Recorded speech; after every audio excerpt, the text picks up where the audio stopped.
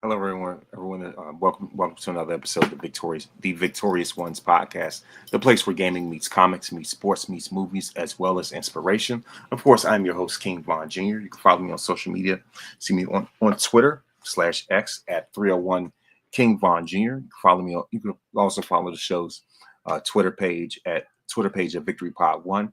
You can also follow me on Instagram at Mr. King Von Jr. as it says at the bottom of the screen. And you can also follow the show's Instagram page at Victorious Ones Podcast. I'm also the social media producer for the Unpopular Reviews wrestling show Perfect Plex Talk Radio on Mondays at 6 p.m., hosted by none other than friend of the program, Mike Knox. And of course, congratulations to Mike with the rest of us at Unpopular Review, for winning Host of the Year, and and really just winning Best Show of the Year anyway. But of course, Perfect Plex, carries carries UPR anyway. I'll tell it to anybody over there, but it's another story. But yeah, but like I said, congratulations to him. And so of course, I guess as far as tonight, I have my own end of the year award show, just like his. Every year I do it. It's called the VIP Wrestling Awards. And so this is, since we're going on 3 years right now, pretty soon by January 2025. So it's the third straight VIP Wrestling Awards. The first one was in 2022. That's the inaugural. And for those that are, like I said, that are watching by way of Facebook, thank you very much. Those who are watching by way of Twitter, thank you very much. And those who happen to be watching, catch us on YouTube, please make sure to like and subscribe for more great content. YouTube.com/@VonResper Jr. Just throwing some plugs out there. And also for those who want to support the brand, especially when it comes to merchandise, new product merchandise, of course, at victoriousones.bigcartel.com. Great shirts that they're there, and certainly more that are going to be on the horizon in the future. But yeah, anyway, sorry about that. It's kind of like a little lag. My apologies about that. But yeah, like I said, as far as that, when freeze frame right now, it's great. But yeah, like I said, when it comes to the NFL, my fault. Sorry about the lag. My apologies. But yeah, like I said, when it comes to this, like I said, when it comes to this year, I'm going to do my wrestling, awards at the end of the year, and also I'm going to give my NFL recap. And as I usually do, just to kick off the show, I'm going to go into the recap of Week 15. And so here's a rundown of, NFL Week 15 on Thursday, December the 12th, Thursday Night Football. LA Rams defeat the San Francisco 49ers 12-6. Surprisingly low scoring game, but the Rams came out to win in San Fran against the arch rivals. On Sunday, December 15th, the Washington Commanders defeat the New Orleans Saints 20-19 in New Orleans. The Chiefs defeat the Browns 21-7 in Cleveland. The Bengals defeat the Titans 37-27. The Texans defeat the Dolphins 20-12. The Ravens steamroll over the Giants 35-14. Wells is new for the Giants anyway. The Jets defeat the Jaguars 32-25. How about them Cowboys? We defeat the Panthers 30-14. The Bucks, strike down the Chargers 40-17. 40-17. Excuse me. The Broncos defeat the Colts 31-13. The Cardinals defeat the Patriots 30-17. The Bills defeat the Lions 48-42.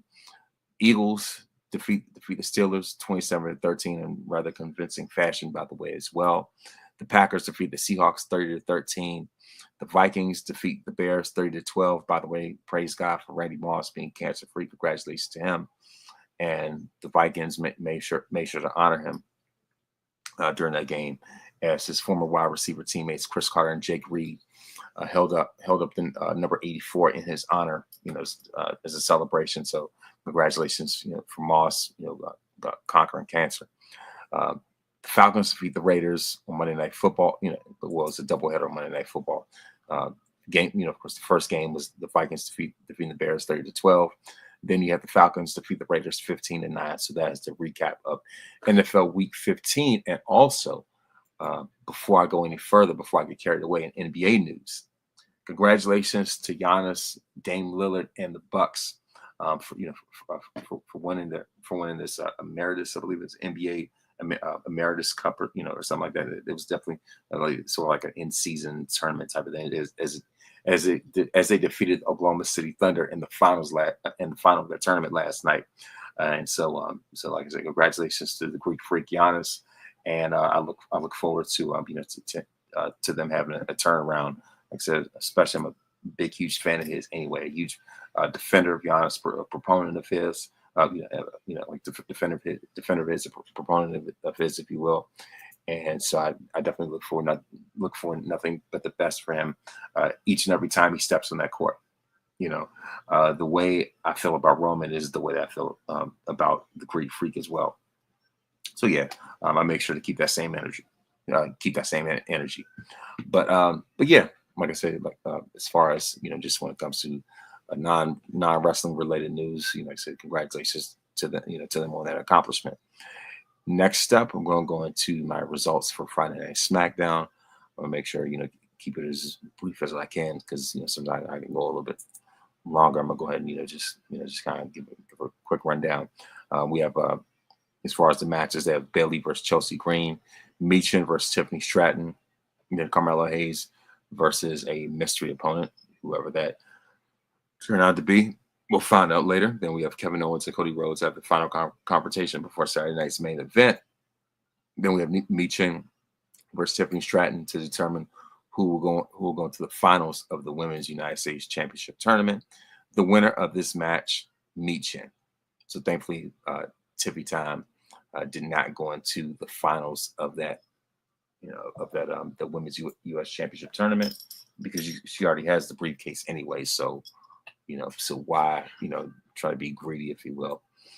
Next up, we have Carmelo Hayes versus a mystery opponent who ends up being Braun Strowman.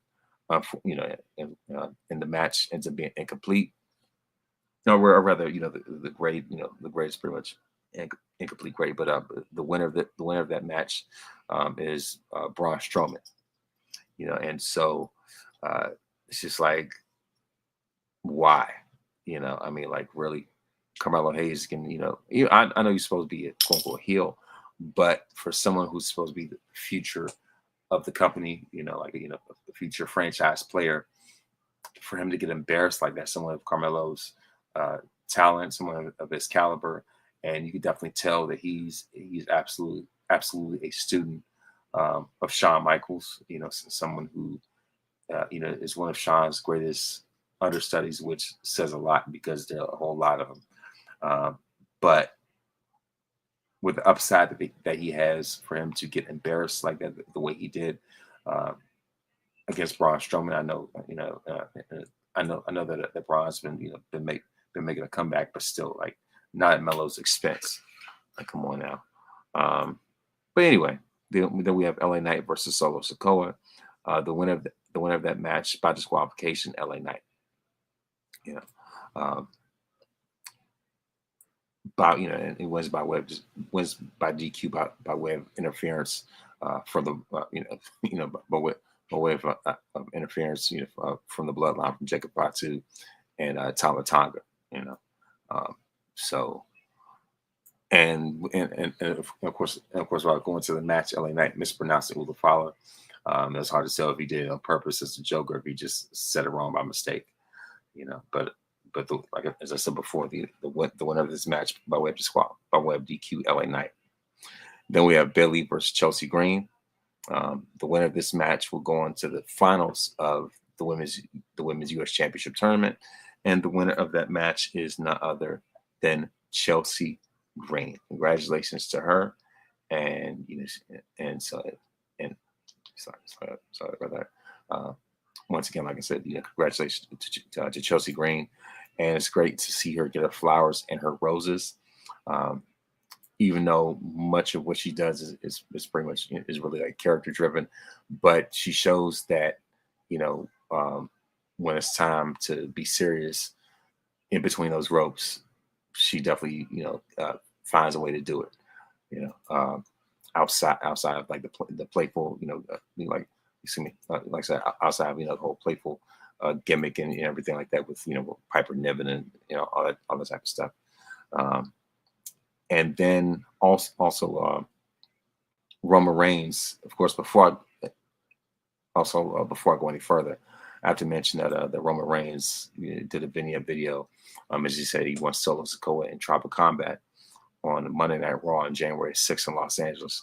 So I'm looking forward to the Tribal Chief cleansing January 6th, from what it, usually is known for, very infamous day, if you will.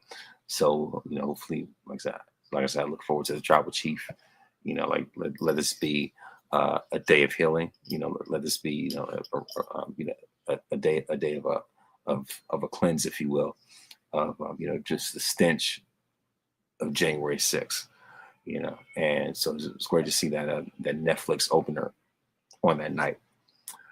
So next up, I'm going to give my review of Saturday night's main event. As we saw Saturday night's main event took place December 14th at the Nassau Coliseum, and we saw the return of the legendary Jesse the Body Ventura.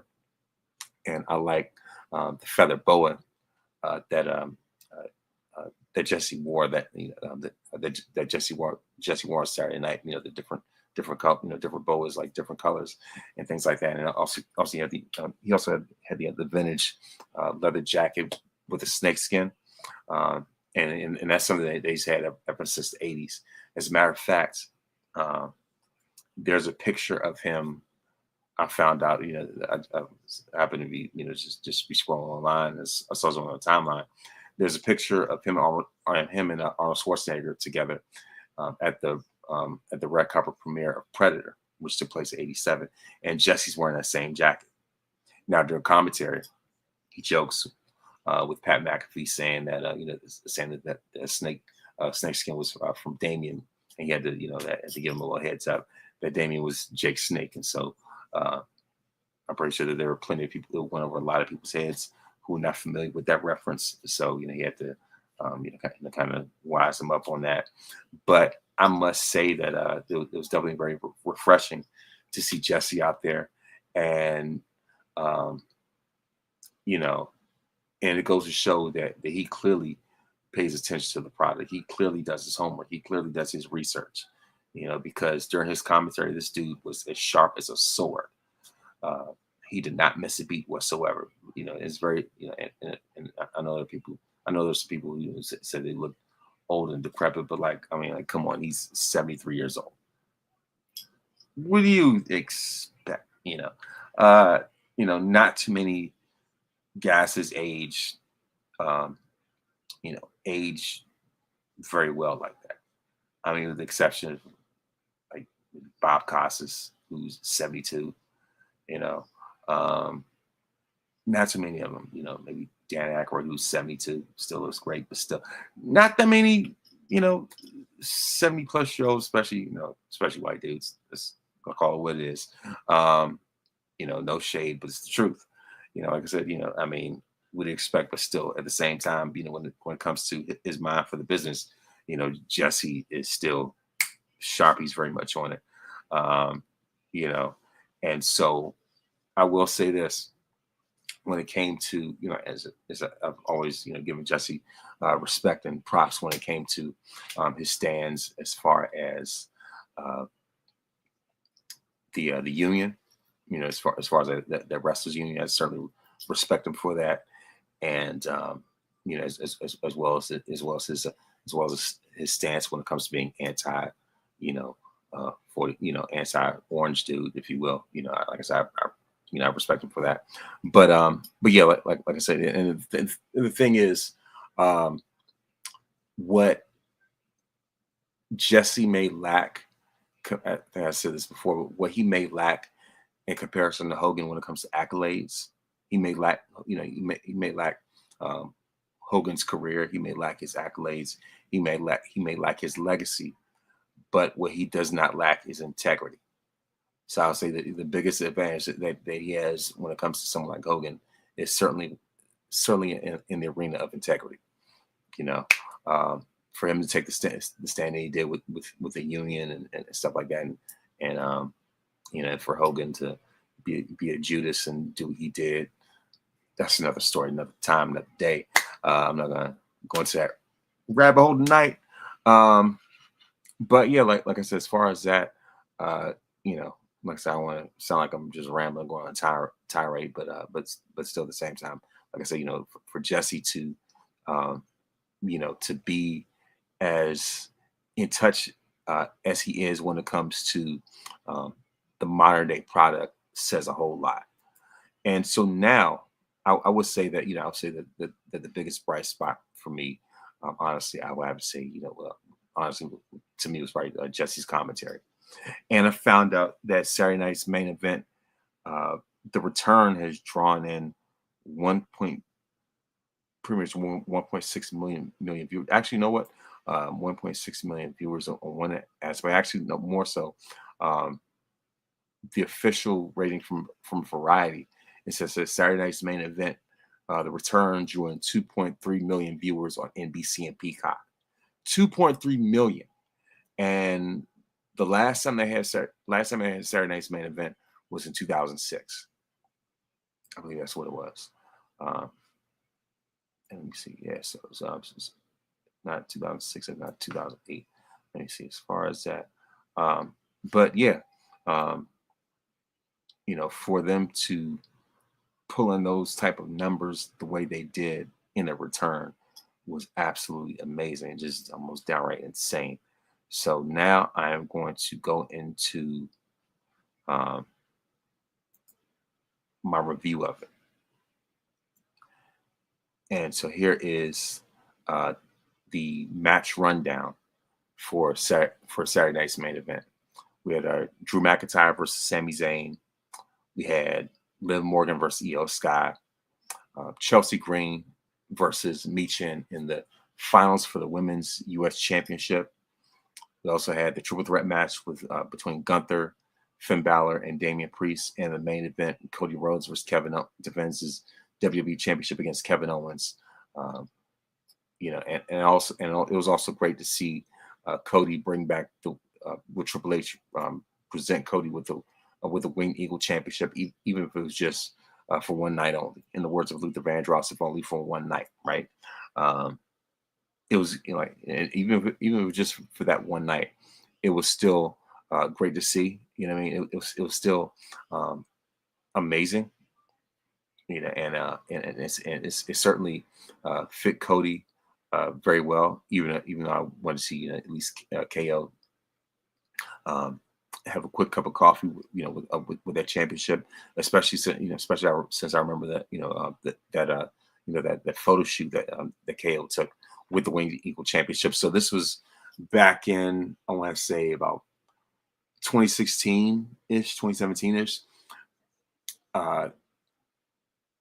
The WWE roster at the time did photo shoots with classic championships. So you had Roman Reigns, Kevin Owens, Dean Ambrose, I believe Seth Rollins might have taken a picture with those belts. You know, like I say, you know, just different wrestlers taking different pictures with vintage belts, including the Winged Eagle Championship. You know, Roman and KO. And you know, and Ambrose, I believe Rollins also took a picture with the Winged Eagle title.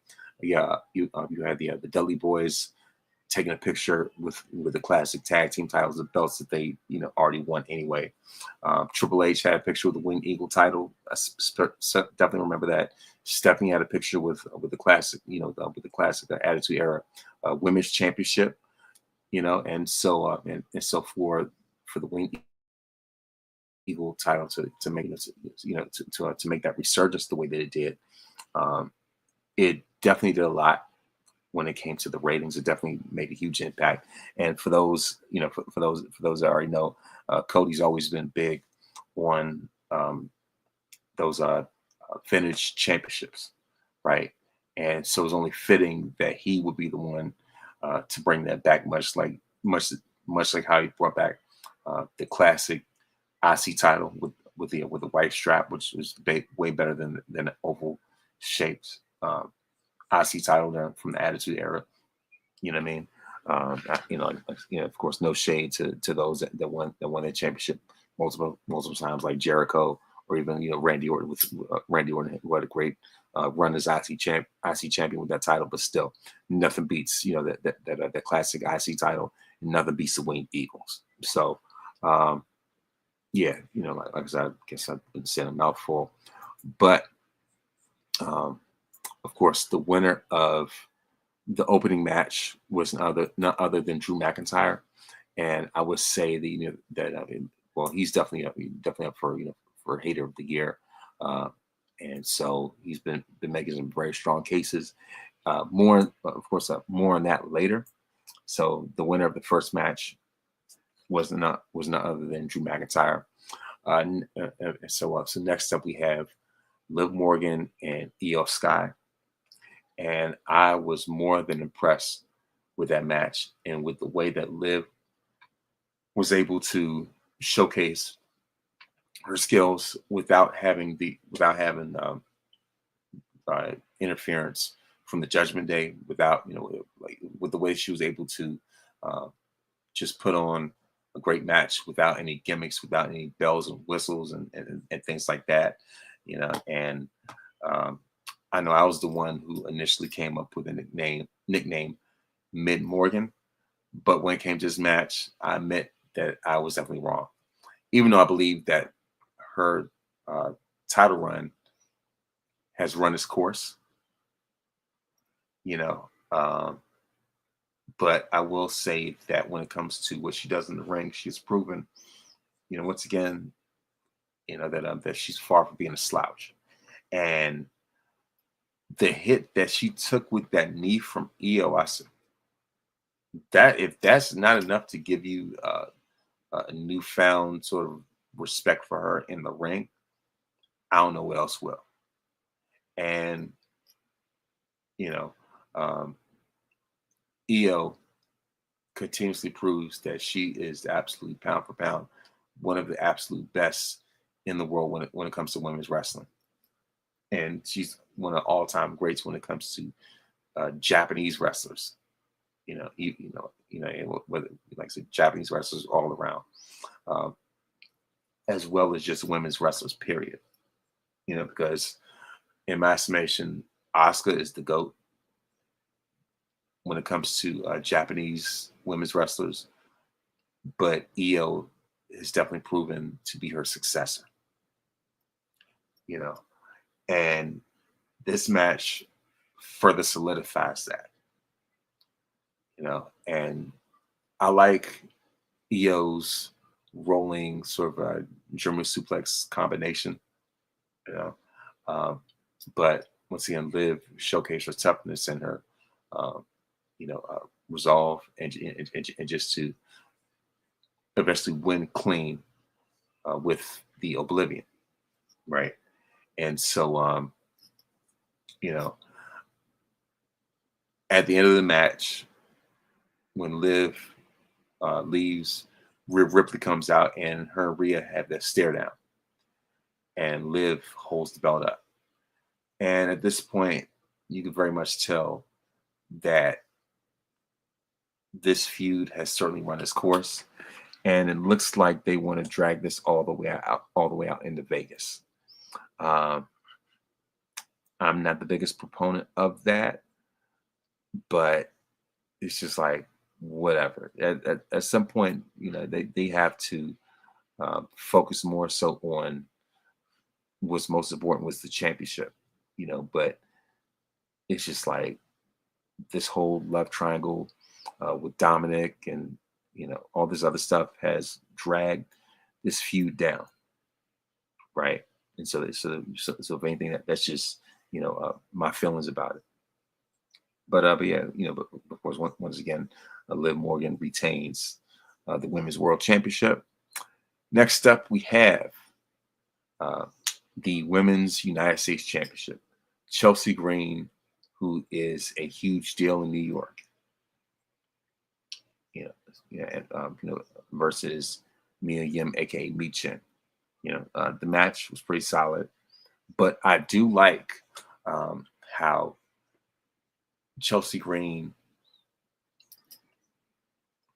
reverse Mia's Michen's move into an unprettier.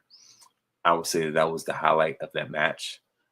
And I also like Chelsea's dress, how she has pictures of herself all over. So this is very perfect for her character. And, if there was anybody who I would say, was more, I know people don't want to use deserving, but if there was anybody who was long overdue for accolade like that, it was definitely Chelsea Green, because since Bianca was out of the picture, Jade was way out of the picture anyway. So since both of them, have been eliminated, Bailey, doesn't need it, herself either, whatever. And I felt as though process of elimination, Chelsea was the right choice, especially when it came to this final between her and Michin. No offense to Michin, Mia Yim. I know that we're all supposed to, celebrate and root for everybody black and support black wrestlers and things like that. But at the end of the day, it ultimately comes down to numbers. It ultimately comes down to ratings and merch sales, things like that. When you have to pick those two, Chelsea's going to bring in more ratings, and she's going to move more merchandise than Michin. Because Chelsea has charisma, she has a personality, she has something that can she has a much better way of communicating with the audience and being able to tap into the audience more so than Michin. So in the end, I believe that WWE went with the right choice of having Chelsea become the first women's U.S. champion. And Michin brought in her very best, but it still wasn't enough. Next up, we also have the triple threat World Heavyweight Championship match between Gunther, Damian Priest, and Finn Balor. And as much as I wanted to see Finn get another, have another run with the world title, at the end of the day, Gunther was just too, unstoppable. What I mean? Apparently it was only evident that the ring general would get the win. But the thing is with the way he did it, I mean, that just speaks volumes anyway. And then last but not least, we have Cody Rhodes defending the WWE Championship against Kevin Owens. This one comes out with the Winged Eagle title. I mean, the match pretty much, what it was. Cody Rhodes wins, only for Kevin Owens after the match to attack him and hit him with the cradle pile driver. And the pile driver has historically, outside of Undertaker and Kane, usually been a banned move. And so, Kevin knows how to play it safe.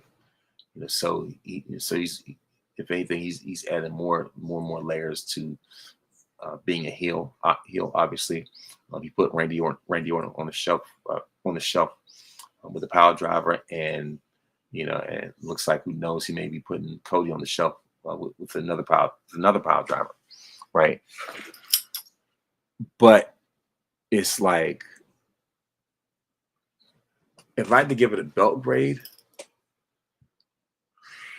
I'd probably give it about maybe 3 out of 5 Eddie Guerrero U.S. titles, maybe 2.5 out of 5 Eddie Guerrero 2003 U.S. titles. So it wasn't really much of anything to truly make a story really move forward. And I don't know, it's just something about this return of Saturday Night's Main Event that really wasn't going to hit the needle the way that I would want to see it done. So that's why I can't really give it a much higher belt grade, So I'm not giving it um, Bret Hart Wing Eagle title rating, right? I'm not giving it, like say the Brock Lesnar or Kurt Angle undisputed championship rating. I'm not going to give it a John Cena, uh, you know, uh, spinner belt or championship belt, or like a Stone Cold rating, championship rating or anything like that, because I mean, it's like, it was what it was. So that's all that really needs to be said. And all right, I want to make sure that I am not, getting long-winded. And so, with that being said, I'm going to Monday Night Raw, the results for that. And I must say that Raw, definitely got off to a very, let's say, spicy start when it came to the opening segment as CM Punk responds to Seth Rollins' response to Seth's promo last week. After Seth responded to what Punk said, and when I say that they want the smoke, they not only do they want the smoke with each other, but they also want the fire that goes along with it. And I mean, when we want to talk about a war of words, I mean, those words become weapons when it comes to, especially CM Punk. Then next up, we have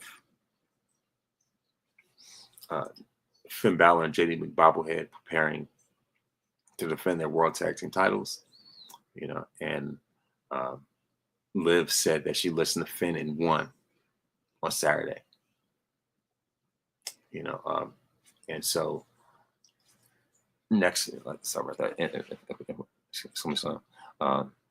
Next up, we have Braun Breaker versus Ludwig Kaiser, and this was, so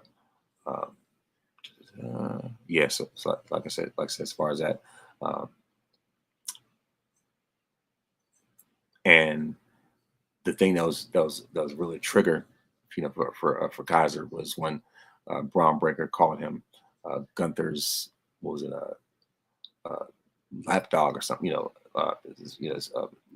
as far as that, I was like, oh wow, what I mean? So if anything, it definitely got a little spicy to say the least.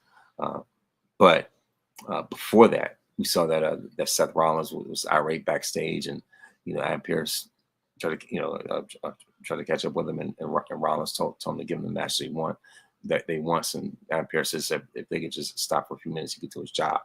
And then Rollins, Rollins tells him to do his job. Excuse me. He tells Adam Pearce to do his job. Then Drew McIntyre, walks up to Seth Rollins, and Rollins was told him that when it comes to Roman Reigns and the bloodline, he needs to get over. And McIntyre says that it wasn't easy. Then he said this past Friday, Reigns said the world would acknowledge him again. Everyone who supports him needs to be taken out, including Sami Zayn, Jey Uso, Jimmy and Jey Uso. And then Seth Rollins said he took Reigns out of power at WrestleMania. And Jey and Sami were by his side. They're Rollins' friends. And of course, Drew McIntyre says he's not his friend. He says friendships are forged in respect, and that Rollins respects Sami and Jey. Meanwhile, the jury's still out on McIntyre. And then, of course, Seth Rollins says he's going to do something that Drew McIntyre couldn't do, and that was in CM Punk. And Seth Rollins, walks off as Drew McIntyre, stares at him. And so, of course, last week after Raw, Ludwig Kaiser slapped Braun Breaker. After Braun called him Gunther's, call him Gunther's lapdog, or whatever, lackey, or whatever the case, wherever it was.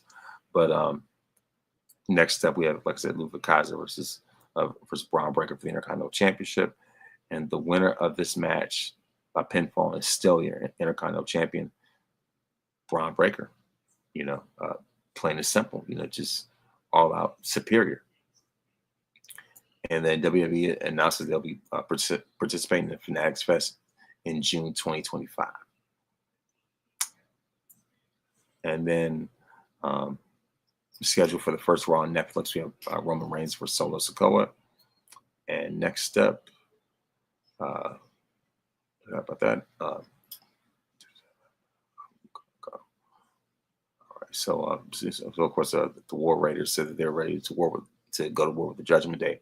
They said it's more than a title match, and of course they want to prove themselves that that they could bring they want to prove themselves that they could hang with the Judgment Day and become world tag team champions. So Rhea Ripley comes out to a huge ovation after the song comes out. It says, "This is my brutality." And of course, Liv Morgan says that no one cares about what Rhea Ripley has to say, but Ripley tells her to shut up. And then she says it's gone for long enough, so it's time to settle once and for all. Then Rhea Ripley says that Adam Pearce has made it official that Morgan is looking at the number one contender for the Women's World Championship, and Ripley can see into the future. She says the only thing Morgan can get excited about is the end of her title reign, and then Ripley will become the new Women's World Champion. Excuse the language, but and Rhea says that all that Liv Morgan will be left is with her chicken tender slut, talking about Dominic Mysterio. And so of course, Liv Morgan runs over Dominic as Rhea poses in the ring, and of course, as Liv Morgan rushes up to her and holds up the title. So who knows that that Liv's days may be numbered as a champion. So next up, what do we have? We also have the Women's Intercontinental Championship Tournament. First round triple threat match, Raquel Rodriguez versus Zoe Stark versus Kaden Carter. The winner of that match, Zoe Stark.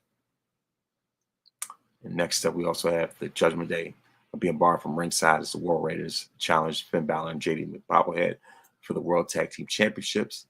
And the winners of this match and new World Tag Team Champions, the War Raiders, Eric and Ivar. And I know that was a major, major win for them.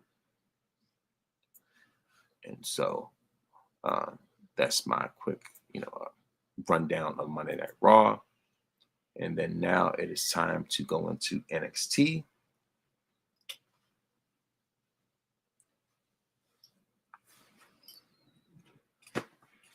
All right, now. Last but not least, before I go into my awards, it's going to be, like I said, NXT. A recap of last night's NXT, as we see Obafemi versus Axiom with Nathan Frazier in his corner, and the winner by way of pinfall, obviously not other than Obafemi. And not only did he win, but it's just the way that he did it. Then next up, we have Metaphor, Lash legend Jakara Jackson versus Zarya and Sol Ruka. Pretty nice match. Winners by way of pinfall, Metaphor. Metaphor has been growing by leaps and bounds, and I'm happy for both of them. Then we have Jada Parker with OTM in her corner versus Ren Sinclair with a new quarter catch crew in her corner. Winner by way of pinfall, none other than the one and only Miss Jada Parker. Great to see, of course. After that, we have the NXT Tag Team Championship match with Nathan Frazier, Axiom as champions defending against Mark Coffey and Wolfgang. And the winners of this match, Frazier and Axiom, to retain the NXT Tag Team Championships. And afterwards, we see Mark Wolfgang, getting frustrated over losing the Tag Team Championship match, only for Wesley to give some encouragement, if you will. Then of course, next up we see Ethan Page walking out there, looking all depressed, and talking about how much he loves his wife and his children and things like that. And then he comes up with the classic line that he lost his smile. That he needed to go back and regain his smile. Early in the night, as Ethan was walking down the hall, doing that walk of shame in the hallway, we see Javon. There's even a clip of Javon Evans jumping out in front of him and excuse me, jumping out in front of him and laughing and just just celebrating whatever. So Ethan Page, in typical Shawn Michaels fashion, says he lost his smile, only for Javon Evans to come out and only for Javon Evans to come out and to celebrate either Page and to give him encouragement and things like that. And so then Ethan wants to take away Javon Evans' smile. So not only does he punch Javon across the jaw, but also he pulled another page of Shawn's book. So of course this Shawn Michaels career mode in full effect at NXT. And so what happened was Ethan Page put Javon Evans' head in between the stair, in between the chair, and Ethan jumps on the chair just so they can hit Javon's throat. I want to say, much like what Kane did to HBK back in 2004. So it was great, to see. It was certainly great to see a moment like that.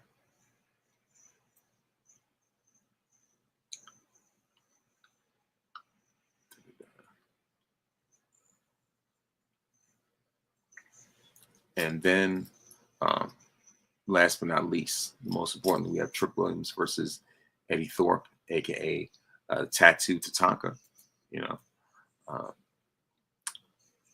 And this match ends in a disqualification. Or I mean, that's not disqualification, but sorry about that. This match ends by way of a no contest due to a double pinfall, and as a result, Trick Williams retains the NXT Championship even with a double pinfall. And so I'm looking forward to seeing Trick Williams versus Obafemi for the NXT Championship, and I know that match is going to move huge numbers. So, without further ado, it is time for me to go into my results for the VIP Wrestling Awards in 2024.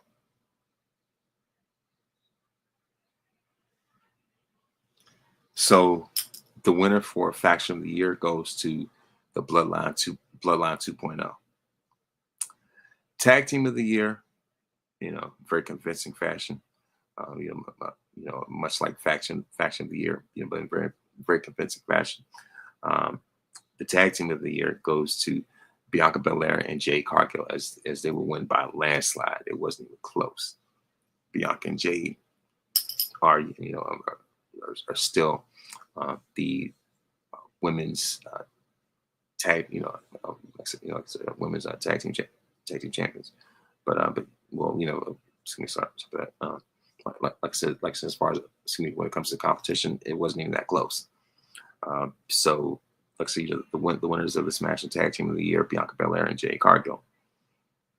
Next up, we have the PLE. Actually, you know what? Let me go off the nominees. Bloodline 2.0 versus Judgment Day. The Bloodline 2.0 clears that one. Next up, we have Tag Team of the Year: Bianca Belair and Jade Cargill. Then we have Fraxium. We have the Tama Tonga Loa, and then Finn Balor and JD McBobblehead. The winners of this match, it wasn't even close. Bianca Belair and Jade Cargill. When it comes to the PLE of the year, we have WrestleMania 40, SummerSlam, Bad Blood, and Royal Rumble. And unanimously, the winner of that PLE turned out to be WrestleMania 40. The next time we have the baby face of the year with Rhea Ripley, Cody Rhodes, Joe Hendry, and Bryan Danielson, and it is a 4-way tie.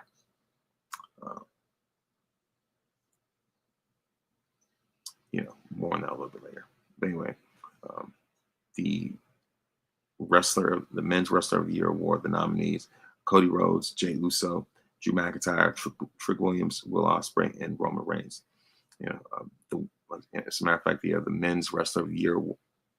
Excuse me, getting ahead of myself. Like I said, when it comes to baby face of the year, we have Rhea Ripley, Cody Rhodes, Joe Hendry, Bryan Danielson, and Jey Uso. So, like I said, I was getting a little bit ahead of myself. So this one is a 4-way tie, and if I had to make an executive decision, I would have to go with Cody as the winner of the baby face of the year award. Next up, because I've been rambling a lot. But anyway, like I said, next up for men's wrestler of the year, the nominees are Cody Rhodes, Jey Uso, Drew McIntyre, Trick Williams, Will Ospreay, and Roman Reigns. The winner of this match is none other than Cody Rhodes himself. Afterwards, we have the women's wrestler of the year. With Nia Jax, Liv Morgan, Rhea Ripley, Toni Storm, Bianca Belair, Roxanne Perez, and Bayley. So those are the nominees for women's wrestler of the year. And in unanimous fashion, Nia Jax clears that award as she wins wrestler of the year. This has been a renaissance season when it comes to Nia, and so for her to not only receive her flowers but even her roses on this day is absolutely amazing. Then we have the match of the year between CM Punk versus Drew McIntyre from Bad Blood, or Roman Reigns versus Cody Rhodes. And I would say, like I said, I would say the match of the year, if I were to make an executive decision, would be Roman versus Cody from WrestleMania 40. The next up, we have the heel of the year. The nominees for this one: Liv Morgan, The Rock, Drew McIntyre, Roman Reigns, and Dominic Mysterio. So that's heel of the year. And the heel of the year, I mean, who else would do it better than Drew McIntyre? And then we have the moment of the year, and the winner for that one was was The Rock slapping Cody during that WrestleMania press conference in Vegas. Then next up, we have the breakout. Then, of course, last but not least, we have the breakout star of the year with Braun Breaker, Obafemi, Joe Hendry, Jacob Fatu, and Tiffany Stratton. And the winner of breakout star of the year, I'm going to give it to Braun Breaker. So that wraps it up when it comes to,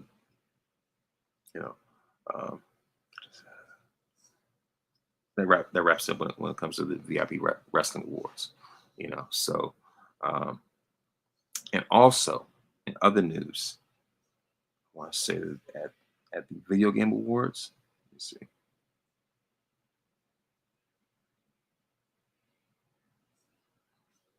I know that there was, but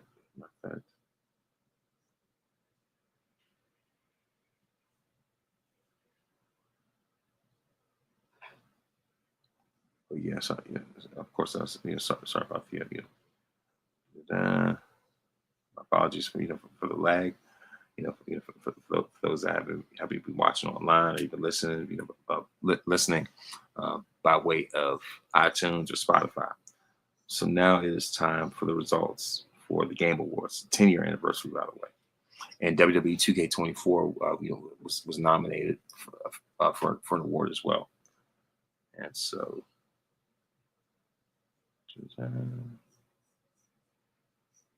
2024 Video Game Award winners.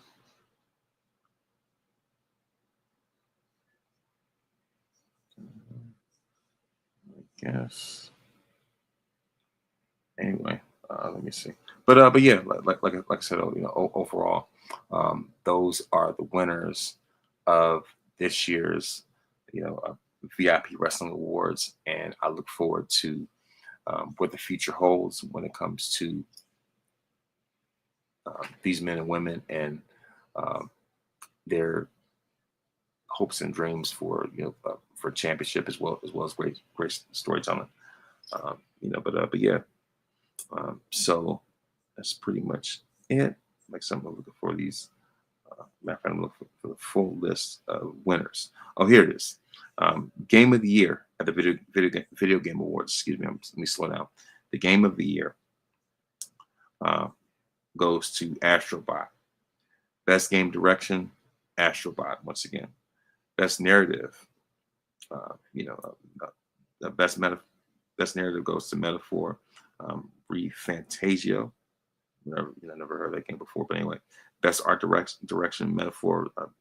Fantasio for winner. Best score and music goes to obviously none other than Final Fantasy VII Rebirth. Best audio design, Senua's Saga Hellblade 2.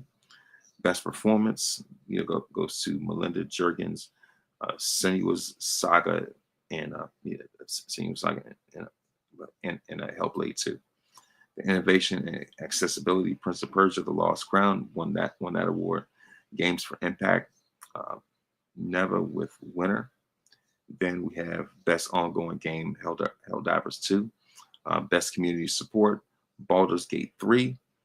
Best Independent Game, Belatro, however you spell it.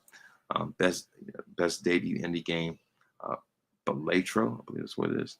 Best Mobile Game goes to, once again, Belatro. That's the winner.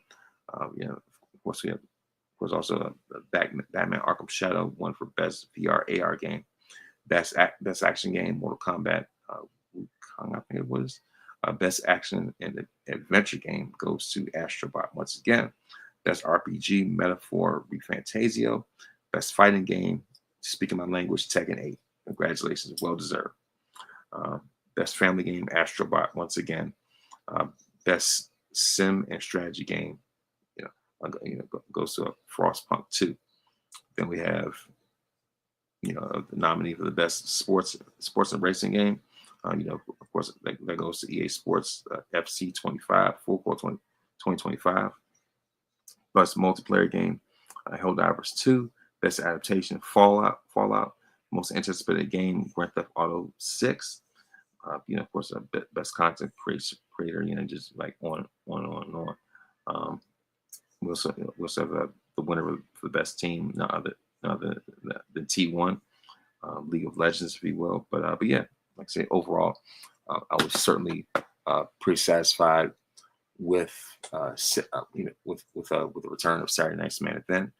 And so now it is time for the birthday shout-outs.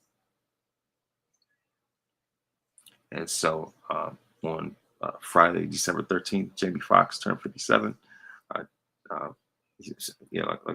said, Jamie Foxx turned 57. Dick Van Dyke turned 99. I'm definitely on board for him and supporting him and cheering him on to hit 100. On December 14th, the Junkyard Dog would have turned 70. December 15th, Byron Cage turned 62. December 16th, William Refrigerator Perry turned 62. December 17th, Ernie Hudson from Ghostbusters turned 79. December 18th, Stone Cold Steve Austin turns 60. Trish Stratus turns 49. Fox 5, DC's very own Maureen Ume celebrates her birthday as well. Christina Aguilera turns 44. Brad Pitt turns 61. Of course, Charles Oakley turns 61 as well. DMX will turn 54. RVD turns 54. December 19th, Cicely Tyson. Cicely Tyson would turn 100. Maurice White from Earth, Wind, and Fire would have turned 82 or 83. And also on the same day, Warren Sapp turns 52. On December 21st, Samuel L. Jackson turns 76. And so that, of course, on the same day was also FloJo's birthday as well. And so that does it for that does it for the birthdays. And before I go, I would like to give a word of wisdom, and is that in order for God to fight the battles, in order for God to fight the battles to win, we have to take stand and don't let anybody or anything change our mind, to make sure to stand and withstand the attacks from the enemy. And so that is my word of wisdom. And and of course, also, I always like to say that you're victorious, because greater is He that is in you than he that is in the world. When you put God in the first place, you don't have to worry about being in the last place. Please make sure to listen to this podcast on iTunes, Spotify, Google Podcasts, or anywhere else that you download podcasts. And also, please make sure to follow, to subscribe on YouTube as well. And of course, thank you very much for watching and listening. And may this day be the very best day of your life. And also, want to wish everyone out there a very Merry Christmas, Happy New Year, and enjoy this holiday. And remember that Jesus is the reason for the season.